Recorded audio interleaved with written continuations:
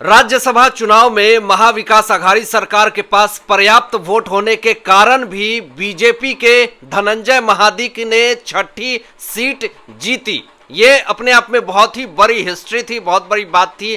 तो देवेंद्र फडणवीस जी को man of the match की भी खिताब मिली है, इसमें बहुत बड़ी बात है। आगे देवेंद्र फडणवीस जी ने यह भी कहा कि बड़े बड़े दिग्गज एनसीपी अध्यक्ष शरद पवार के जैसे होते हुए हमने जीत हासिल किया, यह अपने आप में बहुत ही काबिले तारीफ है। देवेंद्र फडणवीस जी ने आगे ट्वीट करके ये कहा कि चुनाव सिर्फ लड़ने के लिए नहीं होता है, जीतने के लिए होता है। जीत पे प्रतिक्रिया देते हुए देवेंद्र फडणवीस जी ने कहा कि ये बहुत ही खुशी का क्षण है कि हमारे तीनों उम्मीदवार वोट में राज्यसभा चुनाव में चुने गए हैं। आगे देवेंद्र फडणवीस जी ने यह कहा कि धनंजय महादिक को 41.5 वोट मिले तो वही शिवसेना सांसद संजय राउत को 41 वोट मिले। अब आगे देवेंद्र फडणवीस जी ने तंज कसते हुए यह भी कहा कि अब महाराष्ट्र में भाजपा की जीत का अब जो सफर है वो शुरू हो गया है। आगे आगे देखो होता है क्या, विपक्ष के लोग अब मैदान छोड़ करके जाइए, भागिए, क्योंकि अब भाजपा की पूरी तरीके से मोर्चाएं चलने वाली है और उनके जीत की जो परचम है वो चारों तरफ लहरा रही है। विजयी सांसद अनिल बोंडे ने राज्यसभा चुनाव में जीत की घोषणा पहले ही कर दी थी, लेकिन फिर भी महाविकास अघाड़ी सरकार ये कह रही थी कि बीजेपी दबाव बना रही है,